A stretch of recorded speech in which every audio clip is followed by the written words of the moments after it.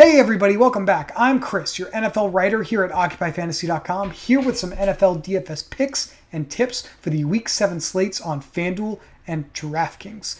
We're talking about the wide receiver position in this video. I'm going to give you some of our favorite plays at wide receiver and also who we've identified as some of the underperforming wide receivers of the last 3 weeks. These are receivers that, based upon their air yard opportunity, their target opportunity, they've had a certain amount of expected fantasy points, and they've come in way under that in recent play. We want to hammer those guys in tournament lineups this week because they're one of the best opportunities week in and week out. But first things first, please, if you haven't already, subscribe to the channel below. That's how you get notified when we have more content like this for you to watch throughout the week. Also would appreciate it if you give us a thumbs up on the video if you like what we did here for you today. Do you have any questions for the staff? The best place for you to do that is in the comment section below. You want to hear more about a receiver we talked about, or is there one we missed? That's the best place for us to get a quick reply into you about that. You can also consider joining our Discord. There's a link to join above the description of every video on our channel. Get on in there. You can talk to the Occupy staff and other members about the NFL action that's going on this week, and also the other sports that are starting to heat up in the DFS world. Surprise, surprise, first receiver we're going to talk about today is Green Bay Packer wide receiver Davante Adams.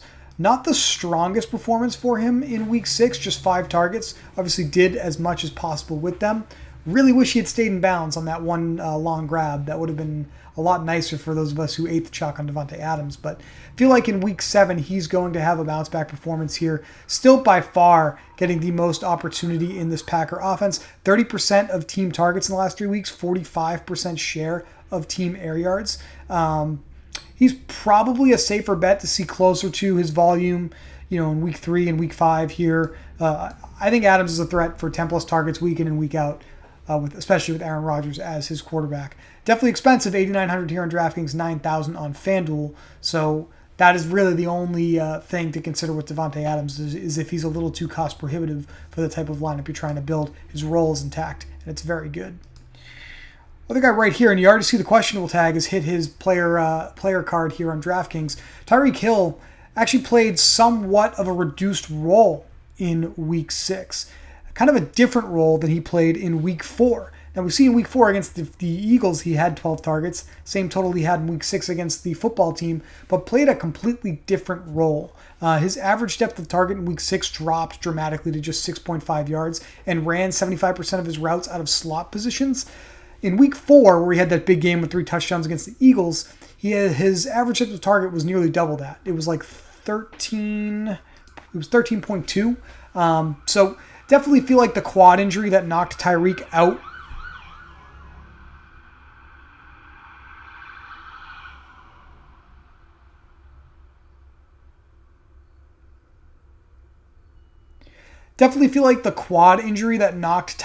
out of action for part of the game last week against the football team is something to watch here in week 7. If he has a reduced role at all, or if he can't play at all, then we're going to probably want to look at a guy like Mikal Hardman, who has a pretty dynamic role in terms of how the Chiefs use him. They use him both out of slot positions and out wide. So he may be interesting even with Tyreek in, but if Tyreek is out, we want to look at Hardman here in week 7.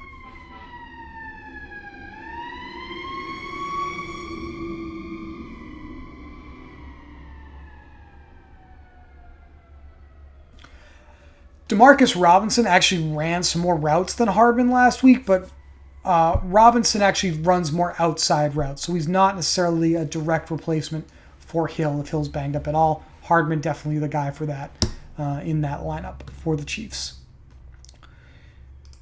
How about Jamar Chase, huh? The thing with Jamar Chase is that he has completely rendered guys like T. Higgins and Tyler Boyd far less relevant anyway. I don't want to say completely irrelevant since he's joined the Bengals. Chase with a 15.2 yard average depth of target over the last 3 weeks. That's nearly double any other Cincinnati wide receiver in that stretch. 25% target share, 51% air yard share. Hard to argue with that. A projection of about 8 to 9 targets is what we have for him this week. He's just 6,200 here on DraftKings, 7,500 on FanDuel. And if you watched our quarterback video, we actually like this game between the Bengals and the Ravens as a potential game stack opportunity. Now, the high-end wide receiver for his opponent, the Baltimore Ravens, is still Marquise Brown. But Marquise Brown's volume went back down to about 5 targets last week, dropped a touchdown, unfortunately for us. And the other interesting thing that took place in week 6 is first-round rookie Rashod Bateman made his debut. He's just 3,400 this week, but Bateman actually had 6 targets. He was tied with Mark Andrews for the most targets in the Ravens offense last week against the Chargers. It's a game where the Chargers didn't really force the Ravens to throw the football as much as we wanted them to. Have a feeling that the Bengals in this division game will be up for that, and they will keep this a little more competitive, force Lamar Jackson to be a little more active in the passing game. Watch Sammy Watkins' injury report. Now, Bateman, we're all kind of thinking here, Bateman played basically Sammy Watkins' role in this offense. So if Watkins is out again, Bateman is pretty safe this week. And he's coming at a just $3,400 price tag here on DraftKings, $5,300 price tag over on FanDuel. Bateman probably going to get 5+ targets at this salary, means you probably should be in all of your low-risk lineups. Probably should be featured in some high-risk lineups as well as a nice value piece. And to be honest with you, he has upside for far more than 5 targets. It could be 6, 7, or 8 targets at this great price. Definitely think Rashod Bateman is going to be a pretty popular play around the DFS world this week as a result.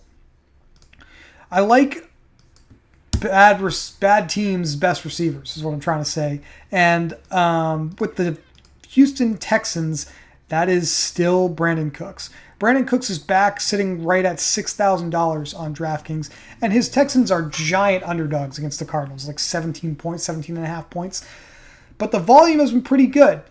Just 3 targets against the Patriots, who kind of bracketed him and wanted to take him away. The Bills, just 5 targets against what was at that time a very strong pass defense that then suffered on Monday Night Football against the Titans. But we saw Cooks get back to his old ways with 9 targets against the Colts. And no touchdowns in the last 4 weeks for Brandon Cooks. Tons of air yard opportunity for Brandon Cooks. 25% target share, 45% air yard share from Davis Mills. Brandon Cooks is actually one of our underperforming wide receivers this week. So he also becomes not just an interesting standalone play in tournament lineups, but he may be the exact piece we need, for example, to stack the high team total Arizona Cardinals and have the one side of a 3-1 game stack that we like for optimal lineup, high-risk lineup construction here at Occupy that we advocate for in our NFL DFS strategy guide, which is free at OccupyFantasy.com for anyone to read. So make sure you check that out. Brandon Cooks, definitely a strong play here. Could have 10+ targets in this matchup, especially if they're trying to keep pace with the Cardinals. Now, speaking of our underperforming wide receivers, I think that's why a lot of you are here. Brandon Cooks is one of them. Some of these other guys have been on our list before. Terry McLaurin, his price has started to come down. He's under $7,000 on DraftKings now. He's the number 1 underperforming wide receiver in our model this week. He has underperformed his expected fantasy point opportunity by over 26 points in the last 3 weeks of play. By far the best role at wide receiver for opportunity on any team in the NFL. He's actually leapfrogged Davante Adams in that category last week because Adams just had 5 targets in that game. McLaurin with a 28% target share, 56% air yard share from Taylor Heineke in the last 3 weeks. Probably the best play on the board on our list here for you to get in to your lineups this week as a result. And look, we get it. Robbie Anderson is very frustrating, very disappointing week in and week out. That's why he's still on our list. I feel like I had the same exact monologue for you last week in our wide receiver video. Robbie Anderson, 22% target share, 31% air yard share in this offense from Sam Darnold over the last 3 weeks. 11 targets last week. And he did score a touchdown, but the catch rate and the yardage was just pathetic from Anderson last week. That's why he's still on this list. He wants to do better than that for his team, so we want to make sure that we get that into some of our tournament lineups this week. He's pretty affordable this week as well. Robert Tonyan, the rare underperforming tight end, is now also the rare back-to-back underperforming tight end, is on this list for the second week in a row. He is second in the Packers in air yards over the last 3 weeks. He has 11% share of the team targets. Because again, this offense pretty much flows through Davante Adams in the passing game and then Aaron Jones in both the running game and the passing game. Tonyan is the next man up. Expect him to be involved here against the football team in week 7.